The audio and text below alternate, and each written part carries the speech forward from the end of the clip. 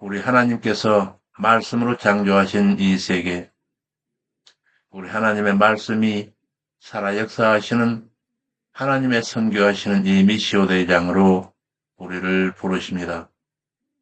우리 하나님의 그 자비로우신 사랑, 항상 여러분의 가정 위에 충만하시기를 축원합니다.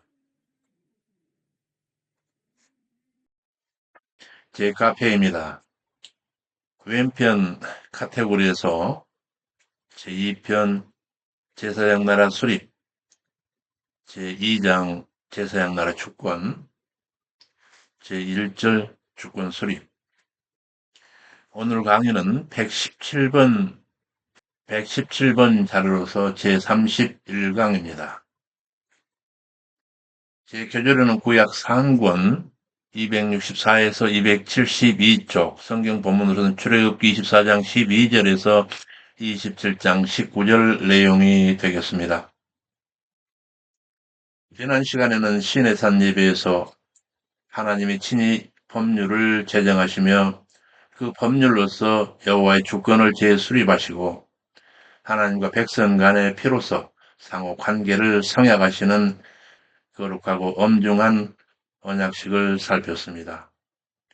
오늘 이 시간에는 하나님께서 모세를 신의 산정으로 불러올려 모세로 백성에게 일러 가르쳐야 할 율법과 계명을 친히 기록하여 하사하시면서 40주야를 함께 하시며 몸소 임재하실 성서 건립을 위하여 그에 대한 식양을 세세히 하달하시는 장면으로 들어가겠습니다.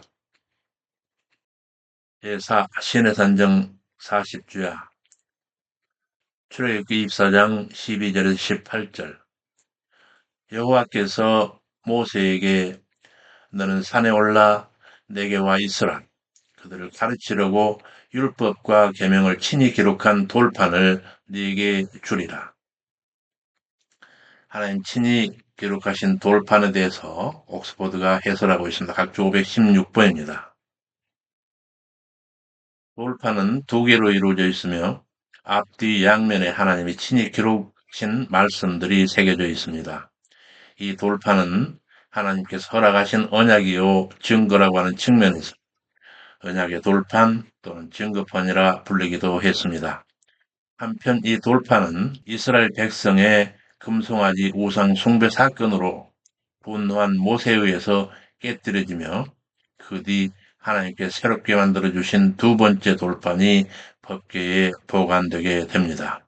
이 두 번째 돌판은 첫 번째 만들어진 돌판과는 달리 모세에 의해 그 판이 준비되었고 그 판 위에 하나님께서 다시 말씀을 새겨주신 것입니다. 본문으로 돌아갑니다. 모세가 종자 여호수아와 함께 하나님의 산으로 올라가며 장로들에게 여기서 우리가 돌아오기까지 기다리라. 다만 아론과 훌이 함께 있으리니 무릇 일이 있는 자는 그들에게 나아가라 하고 여기서 모세가 여호수아를 데리고 산을 올라가면서 산 아래 남겨지는 백성들은 아론과 훌에게 남겨 맡기는 그런 장면인데 이에 대하여 옥스퍼드가 해설하고 있습니다. 각주 517번입니다. 이스라엘의 공식적 지도자 모세 자신이 자리를 비울 때는 대신에 이스라엘을 다스릴 아론과 훌을 지명하여 백성들의 신앙에 혼란이 없도록 조처했습니다. 모세가 지목한 아론과 훌은 이미 아말렉과의 전투에서 기도로 체력이 떨어진 모세의 양팔을 붙들어 그 기도를 도와서 승리하게 했던 그들입니다. 모세는 과거에 자기와 함께 하나님께 간절히 기도했던 자들을 대리자로 세워 자기 부재시에 백성들의 동요가 없도록 신중히 조처하고 있습니다. 이처럼 신앙 공동체는 깊은 신앙을 가진 자를 중심으로 굳게 결속되어 있어야 하되 본문에서 모세 대신 아론과 훌이 역할을 대신한 것처럼 사람들을 신앙으로 붙들을 수 있는 지도자가 양성되어야 합니다. 그래야 지도자 공백이 없이 우리 신앙 공동체가 유지될 수 있기 때문입니다. 여기서 본문으로 돌아갑니다. 다만 아론과 훌이 함께하리니 무릇 일이 있는 자는 그들에게 나아가라 하고 모세가 산에 오르매 구름이 산을 가리며 그 영광이 시내 산 위에 머물고 구름이 6일 동안 산을 가리더니 제7일에 구름 가운데서 모세를 부르시니라. 산 위 여호와의 영광이 자손의 눈에 맹렬한 불 같았는데 모세는 구름 속으로 들어가 산 위에 올랐으며 40일 40야를 산에 있으니라. 여기서 모세가 산 위에 오른 지 제7일이 되었을 때에 구름 가운데 현현하신 하나님께서 모세를 구름 속으로 부르시는 장면입니다. 이에 대해서 옥스포드가 해설하고 있습니다. 각주 518번입니다. 마침내 하나님께서 모세를 부르십니다. 성경에서 7이라고 하는 수는 하나님의 수요, 완전과 거룩의 수입니다.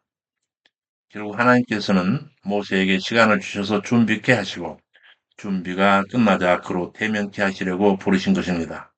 하나님은 당신을 계획대로 기뻐하시는 때에 친히 계획하신 시간에 목적하신 바를 이루어 가십니다. 사람은 오직 기다리며 인내해야 하는 것입니다. 하나님께서는 당신의 형상을 직접 나타내지 않으시고 구름 가운데서 부르셨습니다. 만약 하나님께서 구름을 걷고 직접 나타나시든가 구름 속에서라도 모습을 보이셨더라면 모세는 죽을 수밖에 없었을 것입니다. 따라서 구름 속으로부터 음성만 듣게 하심은 모세를 보호하시는 하나님 사랑이었습니다. 하나님은 모세에게 구름 속으로 들어와 더욱 당신께 가까이 오도록 재차 호출하시되 신실한 일꾼의 안전을 배려하신 것이었습니다. 그런데 여기서 40일 40야를 산에 있으니라 하는 이 40일 40야는 모세가 하나님으로부터 성막 등에 관련된 말씀을 지시받고 하나님의 친히 기록하신 언약의 두 돌판을 받을 때까지 산상에 머물러 있었던 시간이 꼬박 40일간이었다 하는 뜻이 되겠습니다. 그런데 이 40일이라는 기간은 모세만 아니라 하나님에게 크게 쓰임받은 성경 인물들에 있어서 매우 중요한 의미를 지닙니다. 곧 노아 때에 하나님이 심판, 받을 때 홍수가 본격적으로 임했던 기간과 또 홍수의 물이 사라졌던 그 기간이 각각 40일이었으며 선지자 엘리야의 단식 여행 기간도 40일이었으며 예수 그리스도께서 공생애를 시작하시기 전에 금식하신 그 기간 역시 40일이었습니다. 이처럼 성경 40이라고 하는 이 숫자는 시련과 고난의 기간을 뜻하며 하나님의 때를 기다리는 연단의 기간을 의미하기도 하고 또 새로운 일에 앞서 경건의 준비 시간으로 간주되기도 합니다. 어쩌면 이 기간은 우리 인간이 하나님 앞에 자아를 완전히 죽이고 오직 내 속에 하나님과 그의 뜻만이 살도록 하는 기간이며 자아의 죽음을 통해 이제 새 생명과 새 역사를 잉태하는 기간이라 할 수도 있습니다. 이제 하나님께서 임시하실 성막의 규격에 관하여 하나님께서 교시하게 되시겠는데 출애굽기 25장 1절에서 9절입니다. 여호와께서 가라사대 이스라엘 자손에게 명하여 내게 예물을 가져오라 하고 무릇 즐거운 마음으로 내는 자에게서 내게 드리는 것을 받을지니라. 너희가 받을 예물은 이러하니 곧 금과 은과 놋과 청색, 자색, 황색 실과 가죽 배실과 여기까지 성막 건립에 소용되는 각종 금속류와 금과 은과 놋을 받으라 명하시고 바로 뒤이어서 명령하시는 말하자면 장막과 휘장과 복식 제조에 사용될 홍색, 자색, 청색, 자색 실과 가는 배를 짤 실을 받으라 명하셨는데 이와 같은 실들에 관해서 옥스포드가 해설하고 있습니다. 각주 519번입니다. 베니게는 오늘날로 페니키아라고 그러는데 이 베니게인들이 지중해 연안에서 자생하는 하늘색 조개 껍질에서 추출한 염료로 염색한 청색 실은 성막 앙장, 제사장 의복 등에 이용되었는데 이 하늘색 청색 실은 하나님의 사랑과 그리스도의 거룩한 성품을 상징한다 합니다.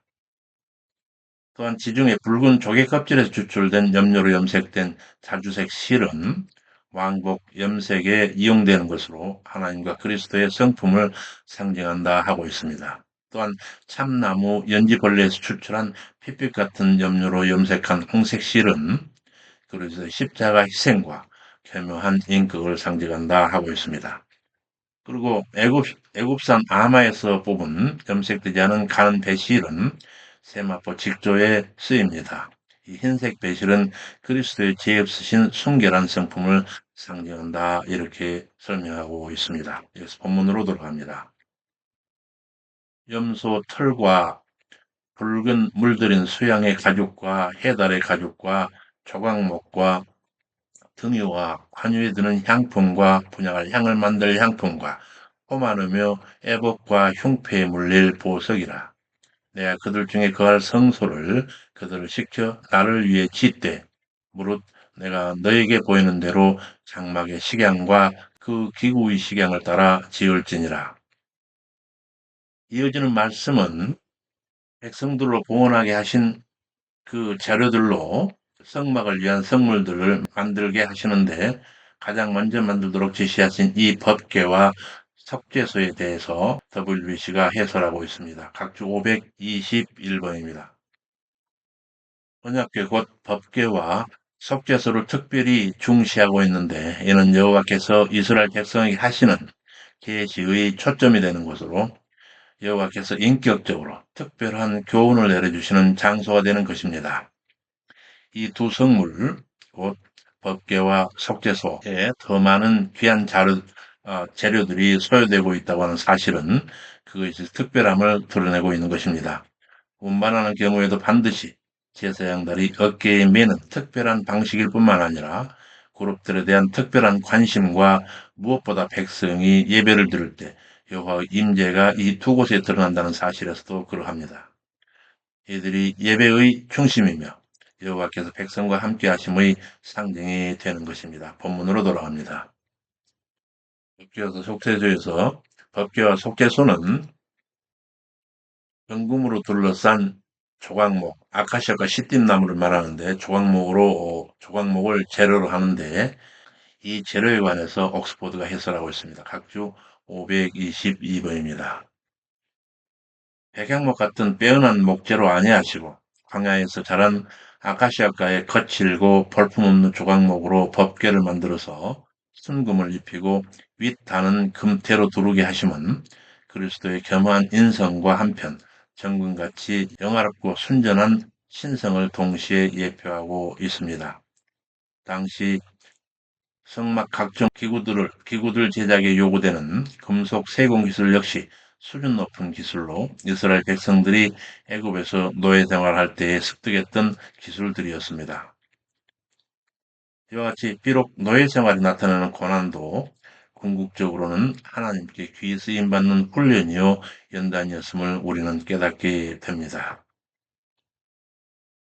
조각목으로 짠 법계의 규격, 곧 그 장폭고는 길이 2.5, 폭 1.5, 높이 1.5 규빗이었는데 여기서 규빗은 팔꿈치에서 쭉 편 가운데 손가락 끝까지의 길이로 대략 45.6cm라 하고 있습니다. 그러나 이는 사람에 따라 차이가 예상되는 절대치의 길을 할 수 없는 도량이므로 우리는 1규빗을 50cm, 곧 0.5cm, 0.5m 정도로 간주하겠습니다. 그렇게 해야 바로바로 글을 읽을 때 그 크기를 어림해 볼 수 있기 때문에 그렇습니다. 그렇게 보면 이 법기의 크기는 대략 길이 1.25m, 폭 0.75m, 높이 0.75m, 그럼 폭 75cm, 높이 75cm, 길이 125cm 정도 되는 법궤였을 것입니다.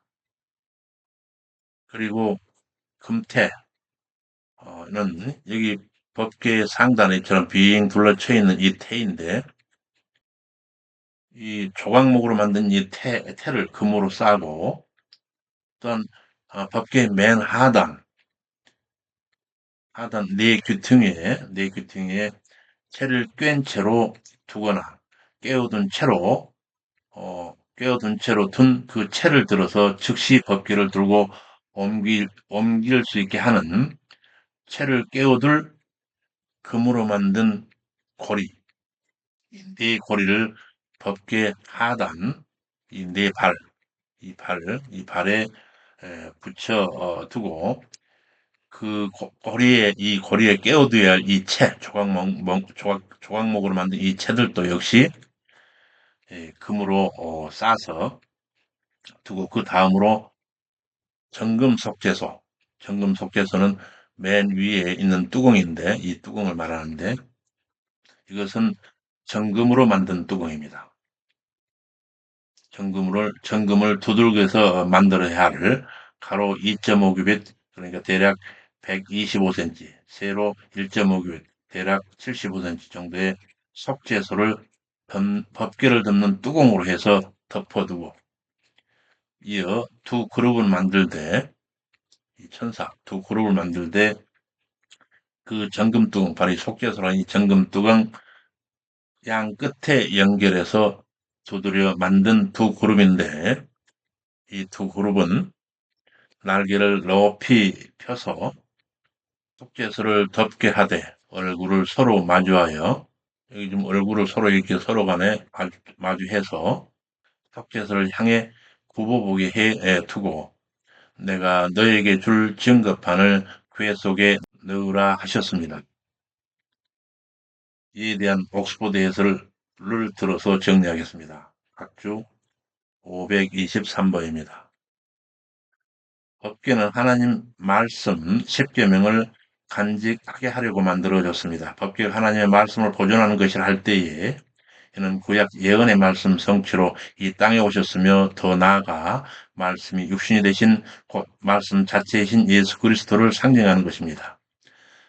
그런데 법궤 안에 있는 공의의 상징 율법을 그 뚜껑인 속죄소로 덮어버림으로써 그 율법을 보시지 않으시고 은혜로 죄를 용서하여 구원을 베풀어 주셨다라고 하는 하나님의 거룩한 뜻과 그 자비로우신 의지가 완연히 드러나는 체제입니다. 그러므로 은혜의 보좌 곧 시은소, 은혜를 베푸는 장소 시은소, 그 속죄소가 언약 말씀을 덮어둔 법궤 위에 있듯이 말씀 자체이신 그리스도께서 오직 자기 위에 베푸신 은혜 안에서만 속죄가 성립되는 것입니다. 그래서 본문으로 돌아갑니다. 다음으로 떡상 곧 진설병상에 대해서는 출애굽기 25장 26절 30절에 이르시는데 이 떡상에 대한 옥스포드 해설을 듣고 넘어가겠습니다. 524번 여기서의 상은 식탁 그 자체가 아니라 식탁 모양을 한 테이블을 가리키며 식사 자리를 의미합니다. 그런데 식탁을 함께 한다라고 하는 것은 상호 사랑을 나누는 것을 나타낸다는 점에서 상은 사랑과 화목을 상징하는 것이었습니다.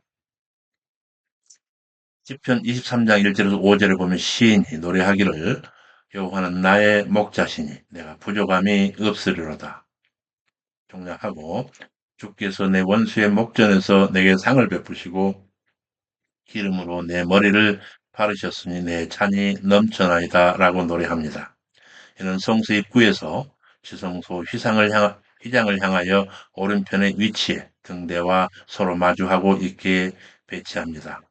그 상위에는 하나님께 드리는 12지파를 상징하는 12개의 무교병이 놓여 있었는데 이를 진설병상이라고 불렀습니다. 진설병상 위에는 안식일 전날 저녁에 교체된 12지파를 상징하는 12개의 무교병이 다음 안식일 저녁까지 일주일 동안 진설되었으며 그 묵은 떡은 반드시 제사장만 먹을 수 있었습니다. 이는 1차적으로는 항상 일용할 양식을 주시는 하나님께 대한 감사의 의미가 있으며 더 나아가서는 장차 이 땅에 오셔서 자신을 생명의 떡으로 제공하여 왕 같은 제사장이 된 신약의 모든 성도들에게 영적 풍요를 제공하는 그리스도를 상징한다 할 수 있습니다. 여기서 본문으로 들어갑니다. 그 떡상의 재료는 정금으로 싼 조각목, 뭐 내나 같은 체제로 보시면 되겠고, 그 규격은 길이, 폭, 높이가 2규빗, 1규빗, 1.5규빗, 곧 대략 길이 1m, 폭 50cm, 높이 75cm 정도는 규격이 되겠고, 상단 사면의 손바닥 넓이의 턱 주위를 금태로 두르고, 이렇게 여기를 금태로 두르고 금고리를 부어 만들어 위의 턱 모서리, 여기 턱 위에 있는 턱 이 모서리 곧 모서리의 아래 네 발, 여기 네 발, 네 발 이 위로 이 상단대 네 발에 맞춰서 이 상단 턱에 붙이고 그 금고리에 금으로 싼 조각목 채를 이렇게 쭉 깨워두고 또 이 떡상 이 외에 이 떡상에 따라붙는 부속물로 정금대접, 정금가락, 정금병, 정금잔을 만들어 두고 그 상 위에 진설병 곧 떡을 두어 항상 내 앞에 있게 할지니라 하십니다. 다음으로 등대, 정금등대인데 이 정금등대에 대해서는 출애굽기 25장 31절에서 40절에 이루고 계시는데 이에 대해서 WBC 해설을 듣습니다. 각주 525번. 등대는 거기서 나오는 빛과 생명을 약속하며 살구나무의 형상을 띄어서 예레미야의 소명을 일깨워주며 살구나무 히브리어로서는 샤케드라고 하는데 주시하다라고 하는 히브리어 샤카드에서 유래한 명사입니다. 그래서 살구나무를 그 소명을 일궈주는 지켜본다, 주시하신다 하는 그 살구나무 뜻을 가진 살구나무를 상기시켜 주심으로써 여호와께서 지금 살아계셔서 백성들 가운데 지켜보시며 역사하시고 계신다는 사실을 나타내고 있습니다. 싹이 나고 꽃이 핀 형상이 반복되고 있는 것은 살구나무 꽃이 타오르는 불이 발하는 빛을 통하여 여호와께서 영원토록 주무시지 않고 깨어서 함께 계신다라는 의미로서 이스라엘 지키시는 자는 졸지도 아니하시고 주무시도 아니하신다라고 하는 의미를 지닙니다. 본문으로 돌아가서 정금등대 그 정금등대는 재료를 정금 한 달란트로 두드려서 만든 소위 단조하여 만든 것으로서 그 만들어진 체제를 보면 밑판 줄기 잔받침에 꽃과 이렇게 이렇게 연결되도록 한 덩이로 연결되게 하고, 그리고 그 양편에 이렇게 세 가지씩 곧 여섯 가지가 등대 곁으로 나오게 하되, 그 양편 가지에 살구꽃 형상의 잔셋과, 여기는 살구꽃 형상의 이 셋과 꽃받침들과 꽃들이 있게 하여 그 높이를 동일하게 하고, 높이를 똑같이 맞추고, 이에 대해서 옥스퍼드 해설합니다. 주 526번. 등대와 살갗 형상을 찬 체제에 있어서 이 등대는 성소 입구에서 안으로 향했을 때 지성소의 휘장 앞 왼편에 위치하여 진설병상과 서로 마주보고 있게 합니다.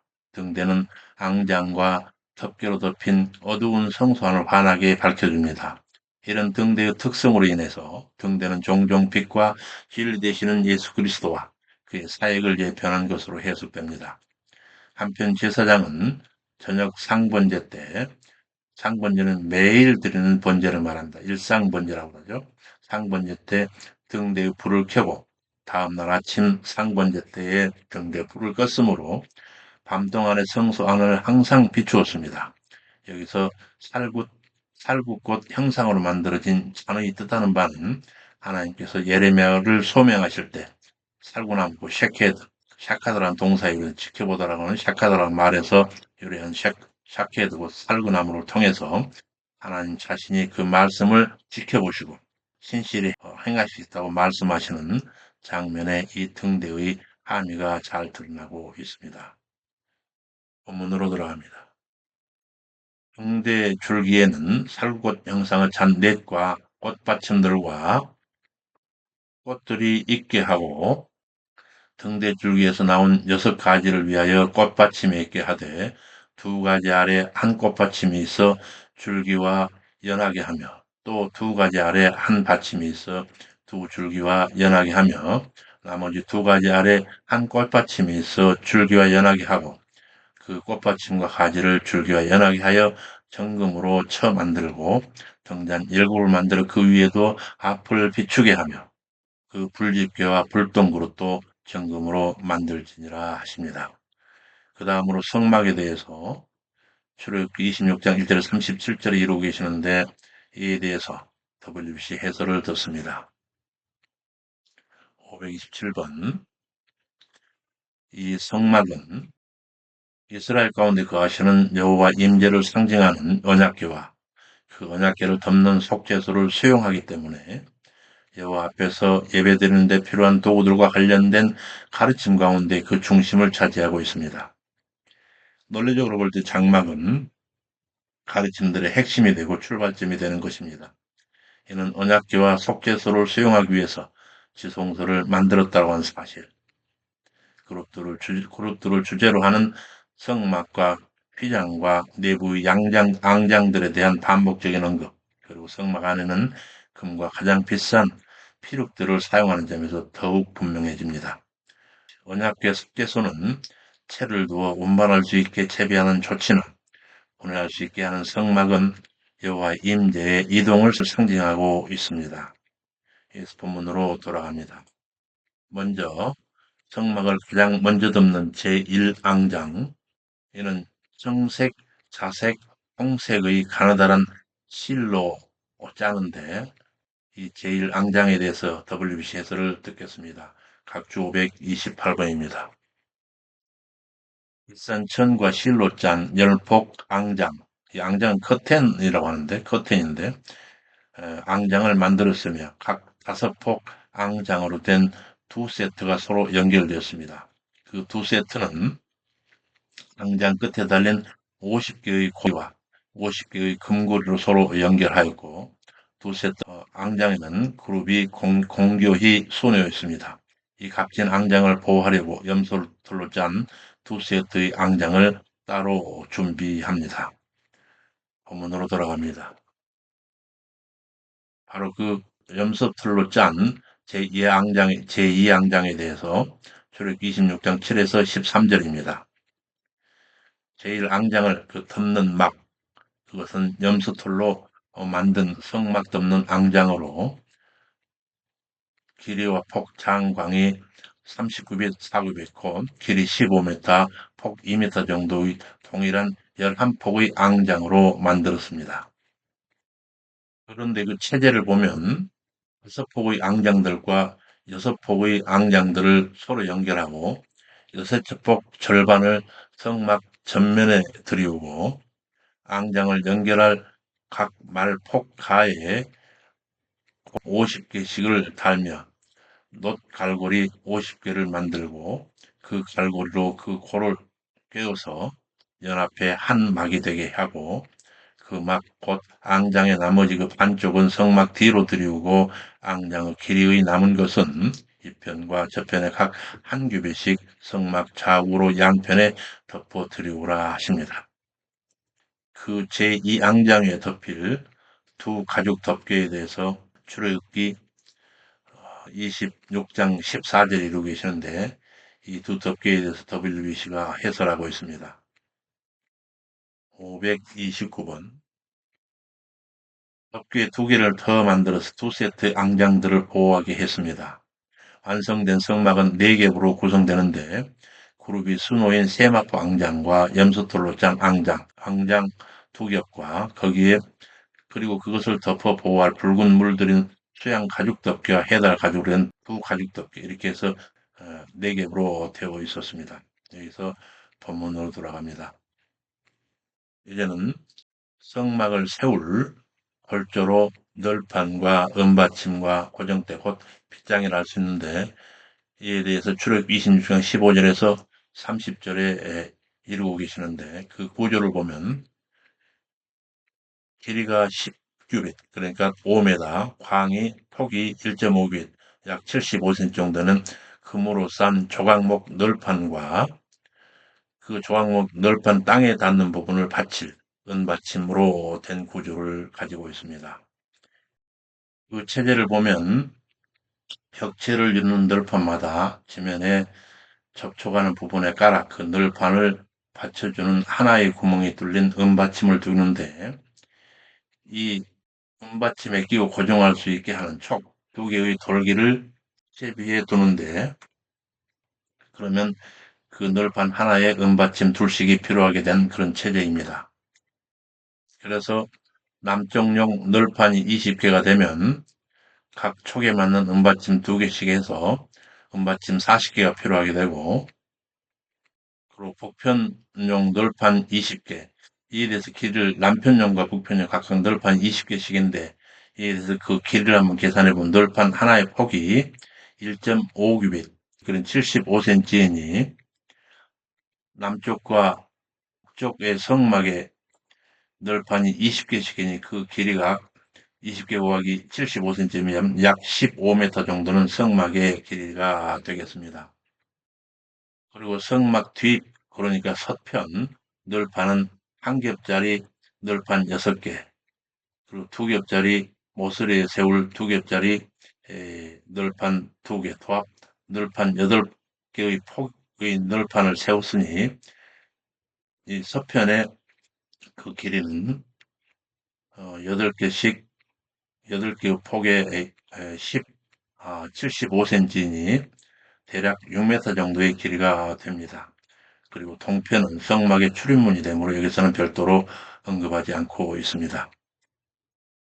그런데 여기서 금으로 싼 조각목 띠에 대해서 남북쪽의 널판용 각 5개의 중간 띠는 이 끝에서 저 끝에 미치게 하고 그 널판대로 띠를 꿰일 금고리를 만들고 너는 산에서 보인 식양대로 성막을 세울지니라 이렇게 말씀하고 있는데, 여기서 중간 띠라 하는 것은 이 띠가 이렇게 쭉 이 널판 20개 널판대로 고정하는 세울 이 고정하는 긴 빗장들을 말하는데, 상, 중, 하 이렇게 세 곳에 이 빗장들을 끼울 고리들을 쭉 널판지마다 이 상중하 세 부분에 만들어 뒀음을 눈으로 확인할 수가 있습니다.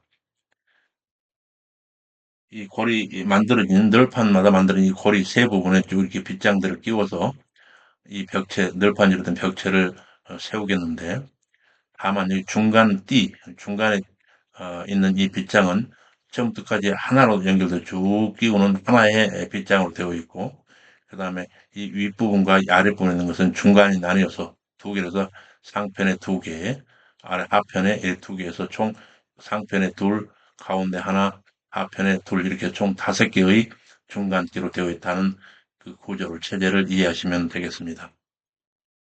다음으로 휘장과 기둥, 그리고 은받침에 있어서 성막 안의 내소, 곧 지성소와 성막 안의 외소, 곧 성소를 구분하는 휘장과 그 휘장을 걸어서 고리에 들이워둘 수 있는 그 휘장을 걸어서 들이울 수 있게 하는 휘장 기둥과 그 기둥을 위한 받침대에 대해서 출애굽기 26장 31절 33절 내용으로 하교하고 계십니다.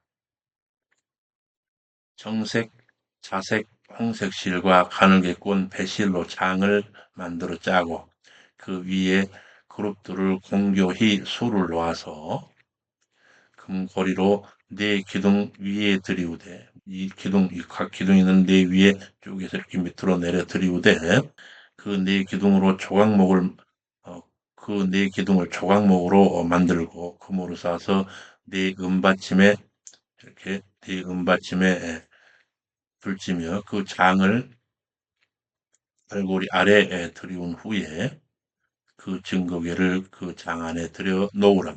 그 장이 너희를 위하여 성소와 지성소를 구별해라 하십니다. 그리고 나서 성막 안에 성물들을 어떻게 배치할지에 대한 규례를 말씀하면서 출애굽기 26장 34절 35절입니다. 법궤와 떡상과 등대와 성막 덮개 앙장, 그리고 은받침과 널판 고정띠, 곧 빗장과 성소 안에서 지성소를 구별할 휘장 칠, 휘장을 칠 네 기둥과 그 기둥의 은받침 등 각종 성물들을 규례에 따라 안치하게 하시되, 너는 지성소에 있는 정교계 위에 속죄소를 두고 그 장 바깥 북편에 상을 놓고 남편에 등대를 놓아 상과 서로 대하게 하며, 그리고 나서 성막 안에서 바깥 안뜰로 나오는 연결되는 안뜰로 나오는 성막 문과 5기둥, 성막 문, 휘장 문과 기둥, 이 다섯 기둥과 그 놋받침, 여린 놋받침에 대해서 출애굽기 26장 36절에서 37절에 이르고 계십니다. 청색, 자색, 홍색 실과 가늘게 꼰 배실로 술을 놓아 짜서 성막문을 위하여 장을 만들고 그 장을 위하여 기둥 다섯을 조각목으로 만들어 금으로 싸고 그 갈고리도 금으로 만들지며 또 기둥을 위하여 다섯 받침 다섯을 롯으로 부어 만들지니라.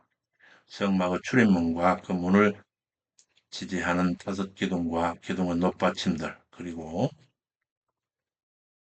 화제를 수용할 번제단 성막의 뜰과 그 뜰을 둘 세마포장 성막뜰로 출입할 바깥 뜰문 등에 관한 규례를 교시하시고 세워진 성소의 영무 규례를 내리십니다.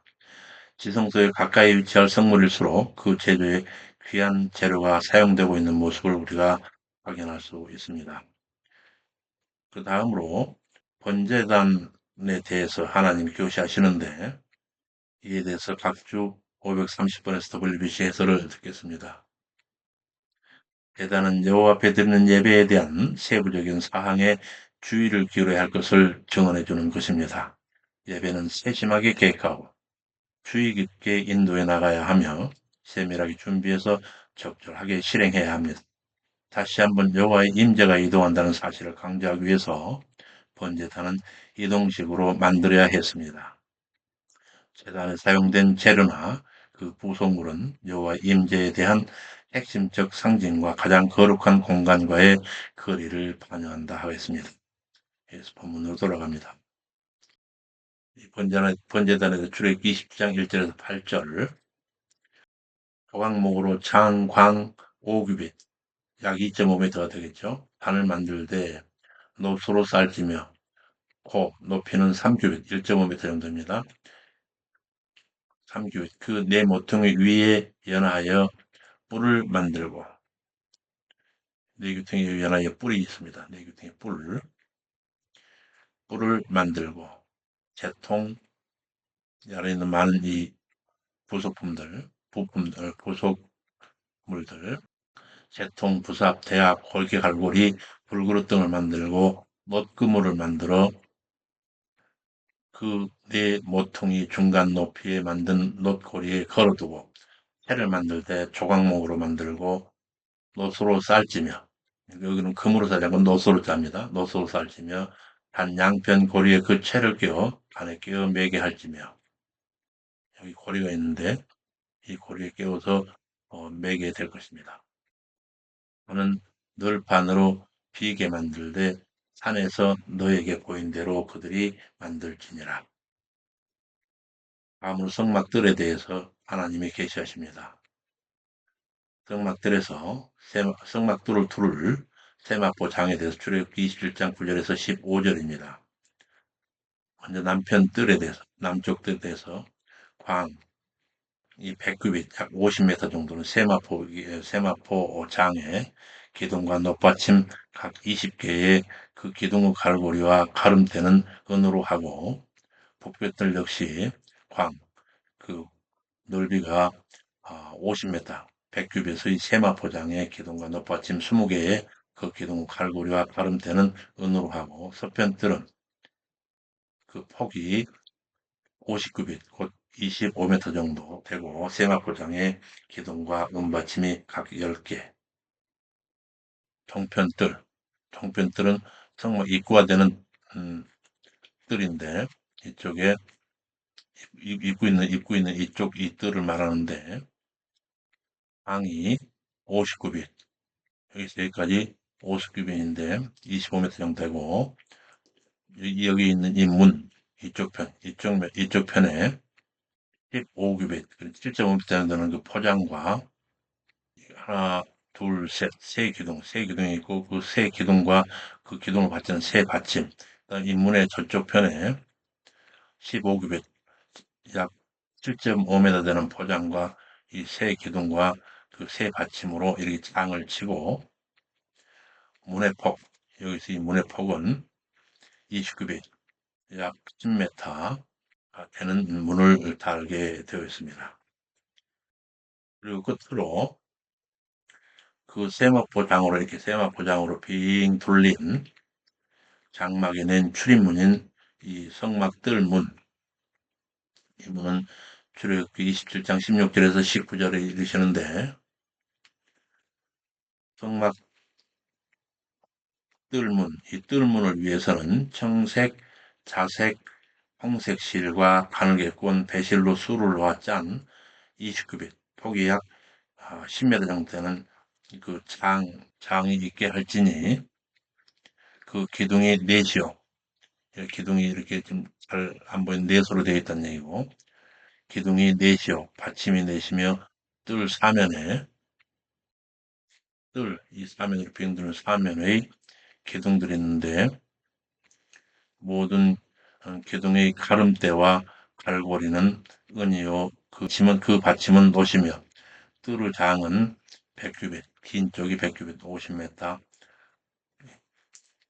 이쪽 짧은 쪽이, 광은 폭이 50규빗, 25m요. 세마포 높이는 5규빗, 약 2.5m요. 그 받침은 노시며 성막에서는 모든 기구와 그 말뚝과 뜰의 포장 말뚝을 다 노수로 할지니라 하셨습니다. 그러니까 우리는 제2편 제사장 나라 수립, 제2장 제사장 나라 주권, 제1절 주권 수립 자료 117번을 통해서 모세를 신의 산정으로 부르셔서 40주야를 지내시며 모세에게 주어 백성을 가르치게 할 계율과 계명을 기록한 돌판을 하사하시고 하나님께서 임재하실 거룩한 성막 설립을 위한 식양을 세세히 하교하시는 내용을 살폈습니다. 다음 시간 설립된 이 성막에서 적용될 성소 관련 규례에 대해서 하나님께서 교시하시는 내용을 살피게 될 것입니다. 수고 많으셨습니다. 우리 주님의 자비로우신 은혜가 항상 여러분의 머리 위에 함께 하시기를 축원합니다. 감사합니다. 샬롬.